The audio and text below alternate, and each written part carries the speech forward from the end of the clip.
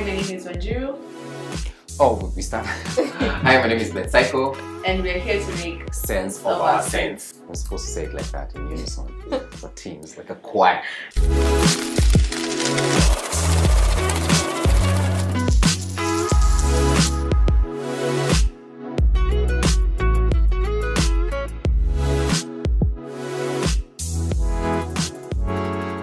My first job was out of high school. I was around 18. I worked at doing voiceovers for a show. For a radio show. Gong Road. Yeah, along Gong Road, yeah. Straight out of high school. Well, my first job, I got money from music as well. But then also there was another job that I got. So I'd say my first job was music. That's when we were paid some. Oh, some yeah. Okay, do you want to... No, you hang up. No, hang up. So we were paid per script, and each script you voiced was 500 bob. Yeah. So you could voice like in a month, you could voice like 10. 10 scripts. Yeah, so it would be like 5k. So if you per script is 500. So if you voice 1,000 scripts, that's 500,000. Yeah, but we then never why did got you there. that job? We never got there. Well, we got paid some small monies, but the first money that I remember being paid well in music was 80,000 shillings. Most on men. After how long? After like 3 years, man. Like, actively doing music? Yeah, actively doing music. So after we got that 80,000, I was just looking for a nice, cheap, affordable helicopter. Because we felt like we had made it, man. Like 80 G's, we were the guys, and we were 3 of us. Private jets. Yeah. Since now we didn't get a chopper that was around that price, it couldn't even fit for a depot, man. For that 80,000 we spent, I think like 30 on just clothes. No, but outfits. Remember, you were in a group of 3 Yeah, people. we were in a group so of... you divided by 3. No, we were not working like that. Oh, how are you? We were duocali to the core. How was it? So normally you're supposed to split it 3-way, but Yeah. now it would come and then you're like, by the way, when Dambis uko na shida ya matrao sana, so uko na 5k yako, Kags hapo uko na shida ya anything. So that money was mainly mine and Dambis. So mostly clothes, and then we paid rent. We also moved out. We got a house in Athi River because that place just looked nice. It had a good nini, and Athi River was charging like 25k. And where we were living in, it was a 3-bed. It was a 3-bed. And where we were living in Kasarani, we were paying 27. Because remember we were 3 guys, so we all pay 999.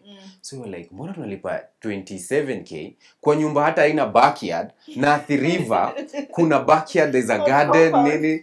The challenge was we didn't have a car, so it was so bad. Alafu sijui matrizi na River. And you're in your early 20s. Yeah. That's a dumb financial We couldn't even decision. sustain it. We stayed there for like 3 months, and then we went our own ways. Yeah. For me, I spent my 5k on clothes. Yeah, I that's all I spent my money on. Old habits I had. Yeah. That 5k was just for blowing. Like savings what? Like you're 18. Alafu, it's that stage where parents are really kazaing their mfuko. So you want to have your own independence. You want to have that freedom of, if I want to get this hairstyle, I don't want to be tied down to what my parents want me to get done. So all that was just BMFing, blowing money fast. Did you tithe? You know your pastor is watching. You know he has records. Like, kuna 500, you owe the church, you know. No.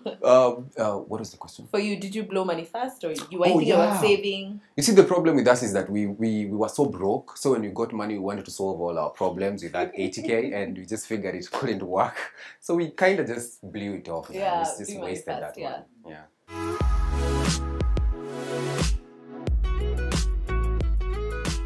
Okay. You remember those Adidas you bought, all those things you did, that hairstyle that you did for a week? No, yeah, I think that would be beginning of, actually, it was a very recent dumb money move. It was early this year. I made this huge decision to cut my hair. I was like, I want to enter this new decade, this new year with like short hair. So I spent over 10,000 cutting my hair. And in a month, I was it a month? Transitioning. It was like a month. I was back into transitioning and I was done with short hair. I think my worst financial move was moving to Athi River because I can second that. Sorry. Because you see those places also work well for guys who don't go to Tao often and guys who have their own cars. So you can't be when you msao kwenda Tao daily na mwenda kuishi Devki huko hivyo ndani karibu na Mavuno so that you can just have a good atmosphere. Like life was so hard, and coming to Tao from Athi River is a sock. That's like constant. Going back is a sock. You're coming from a place where you'd pay like 30 bob or 40 bob. So that was that was the worst move I ever made. And your income source at that point was not stable. It was basically non-existent. Okay, so.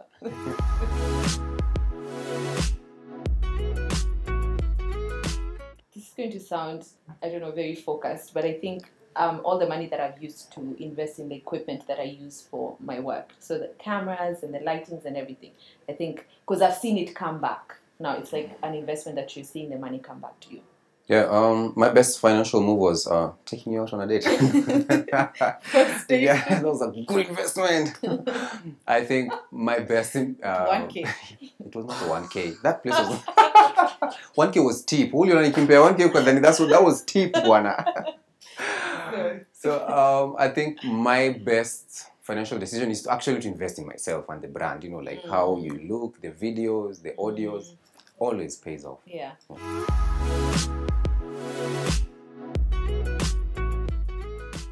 Whew. Do you want to go first? No, you go first. You started, so let's just keep the same pace. Nope. No. Start.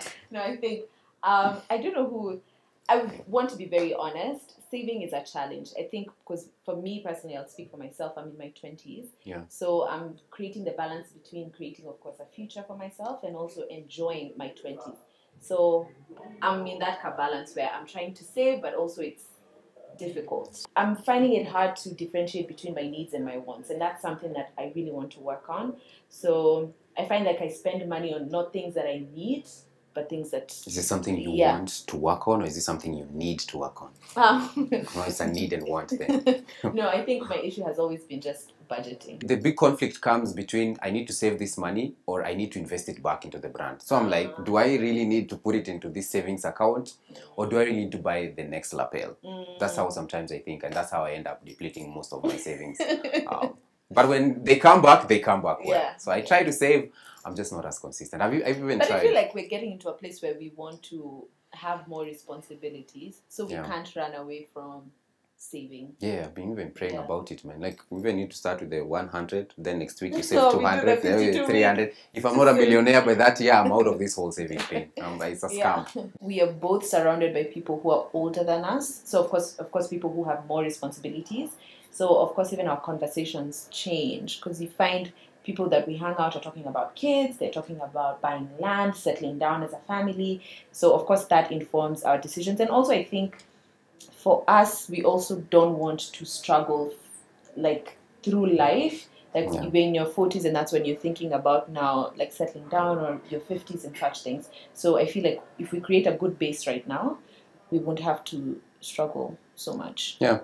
Another thing also that fueled the good money culture was the question, right? Is the fact that you don't have a fallback plan. Like, you can't go back home and tell your dad, by the way, send me this money. Sometimes you have to be solid for yourself. Yeah. So that also, like your fear, sort of. And I think even our age, we're not growing younger, we're only growing older. So the older we grow, the more responsibilities we hope to have. Yeah, the more responsibilities. You're the one who's starting everything. Start. Let me think. Best financial advice. What has my dad always told me? Or me, because I also tell you a lot of things about finances. Yeah, but my dad comes first. Okay, so. Wow, I'm trying to think. Oh, I can start. Yeah. Mine is like, try and live below your means, so that even when things go south, you are sorted for like 2 months. So that's enough time to prepare so shago akungoje. So if things don't get back to normal, but just don't live that to the point where if you're not paid like this, you're dead. Yeah. Have like like you can survive for 2 months or so, or 2 weeks. I think this one also, I think it's Jay-Z who said it, but I think once I heard it, it resonated with me, is that if you can't afford to buy it twice, then you probably have no business buying it. I argue like that when I'm buying things like, vanity things like clothes and everything, but I think that has informed my spending, and it has helped me curtail my spending also. Curtail? Yeah, like... Don't lie to them. no, like it has informed my spending. Informed, yes. Yeah. I think the minute you start making money, start having the conversation with yourself about saving. I wish I had that conversation more with myself when I was making my 5,000. Because I think even savings is more of a discipline and a culture. So if I had cultivated it when I was making 5,000, probably I wouldn't be struggling right now with that. Yeah. Push and pull. These are habits that people create. So if you can't save from 100 shillings, you can't save from 100,000. And if you have 100 shillings and you're spending, your cost is 300 shillings. The day you get 100 million, your cost will be 300 shall million. still be 300 million. So it's a principle that applies to when you have much and when you lack. Yeah.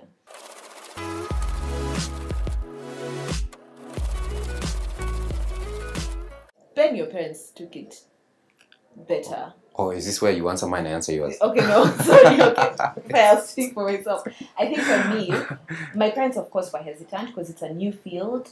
It was completely away from the plan that we had established together from growing up. I had been speaking about working in the corporate field and finance. So to kind of like spring this on them, of course, it took a bit of time for them to adjust. But what also helped is I am a second born. So my elder sister had also charted her own path. Yeah. So I think that allowed my parents to... I kind of enjoyed that leeway that she'd created because she did it and it succeeded. So for me, they were like, okay, if it worked for our first daughter, let's also try with this. She was a pioneer. You need to remember how Mashujaa tutengeneze njia, man. For me, growing up, I was like a geek somehow. I was a performer in school. Yeah, you've never noticed? I have those tendencies. I tell you, haters, eh? But so this performance, my folks really wanted me to be a CEO or an accountant and work with PricewaterhouseCoopers. And one of our family members had worked at PricewaterhouseCoopers. Really? So they were like, you need to be like Nani. So I started doing music and all that stuff. They were very hesitant. But the only reason they would allow me to do it is because I had never played them before. Like, they would see the things that I would do. Like, I think walikuwa tu wananitrust. But I still think up to today, they're very confused. Like, as soon as last week, my mom was like, so how do you actually make money? So how are you getting paid from doing this YouTube video? In your late 20s. She's so confused. So long as you're gonna do, that's all she cares about. I had started my channel before I graduated campus. So I think they were starting to, like, subconsciously, they started registering what it was. And then what I did to kind of, like, soften the blow is I decided to take up a 3-month job in a media kind of space. So for them, so I was kind of sort of like transitioning them slowly by slowly. So after the 3 months after that job, and I was like, it's over. Yeah. I think then they had seen a natural progression. And then we'd been talking about my master's. I want to do something in communication. So there was a natural progression for them. So I think it was easy for them to make the transition. It also helped, and I'm blessed to say this, that my mom understood it faster than my dad. So it was easier for her to convince my dad than it was for me. Yeah. Well, for me, I don't think there was ever a transition. The thing was, now the friends of my parents were telling them that, hey, liona kijana kwa TV. And, you know, like guys in the streets, guys in the hood. There was even somebody who DM'd me and they told me they were in Meru and my dad was also there. Randomly took on my 3 and I was on the Pulse.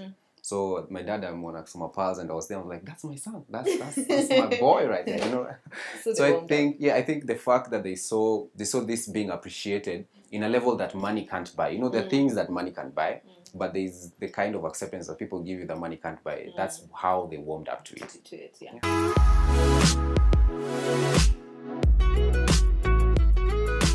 I think for me, what I did when I was coming up with my rate card was I researched, and then there are different websites that have been curated for influencers. So if you log on to them, you create your profile and you enter your numbers, they give you like kind of a gauge of how people around your following are paid. So I did that, and then of course, because their benchmark is usually what Wanjiru, you kind of just like reduce it kidogo because the ads here don't pay as much as the ads there.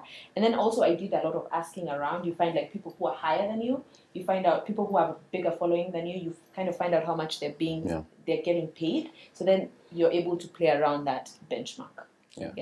Same as me, because I also copied your rate card. I just reduced it by like 20k, 5k, 1k, you know.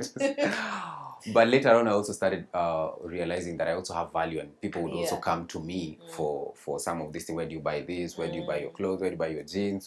How do you edit this? How can I save? When I started realizing that value is, I kind of indirectly proportionate. It's like a math thing that I do. I've never. There's an equation. There's an equation you do, but it's directly proportional to the value that I feel I will give that client. I also don't I also don't like just taking up clients for the sake of it. You know, I also want them to feel good. So sometimes I even get pressures when I get a new campaign. I'm like, wow, are we gonna sell this, man? You know, so it also has to be proportional to what value that the client is gonna get. Yeah. Mine is like, actually by 28 you should be living in your own house. Umejenga, unaishi like no, that's, I don't know, like if that, maybe there's like a 1% of the population that enjoys that, but a lot of the 28-year-olds I've interacted with, what bado kufuliza mbaya. So that's a money myth. Like at by 28 you have your own house. No.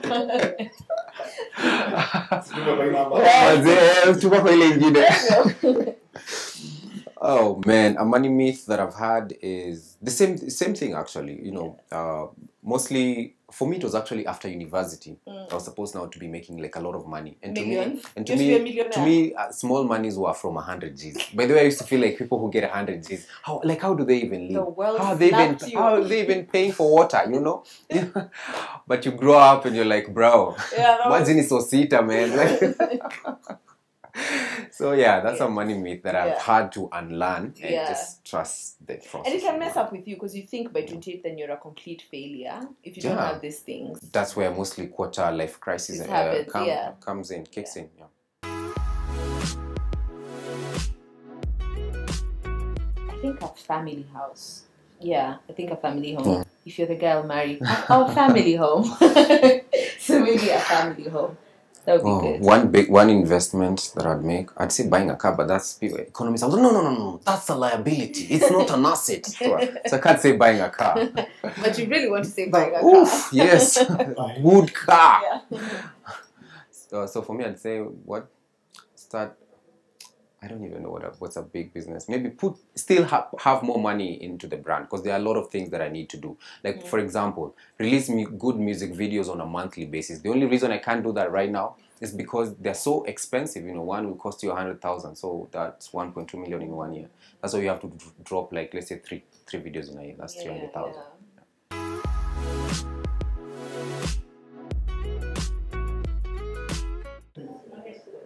Those are such introspective questions. Nah, bro. For me, mama, I made it is when I start driving those beautiful German cars that I just see on reviews, man. Like, I'll be so happy. Not necessarily like maybe a Porsche, you know, a Range.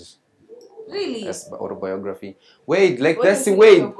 Yeah, I feel like you're judging me low-key. Like, this is those one of mama I've made it moments, you know?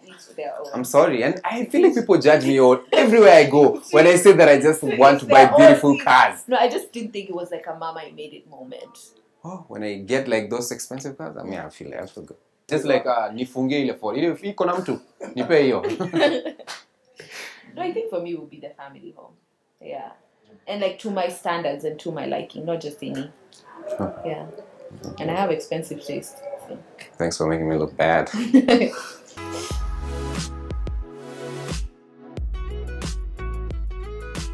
Take those risky moves, make them, man. Don't be afraid. If you lose, man. But if you win big. And if you lose, you learn. So just make that move, man. I think for me it would be like flood yourself with information. I think I only started caring about money and not just like having money or like how I can make money work for me. I started carrying it a bit later on in life, and that's kind of one of the things I wish I'd started earlier on. So I think it would be to flood myself with information on what investments are good, or like savings culture, how to develop that, or just how to make more money in your 20s. I wish I had just flooded myself with more information. I think for me, it would be my former boss, Kev Muley, man. Like, you know, it's just started a simple project, grew to be a project that's sustaining so many people. I'd really love that, you know, that people are actually feeding off some of the things that you've created and they're getting money off it. Yeah.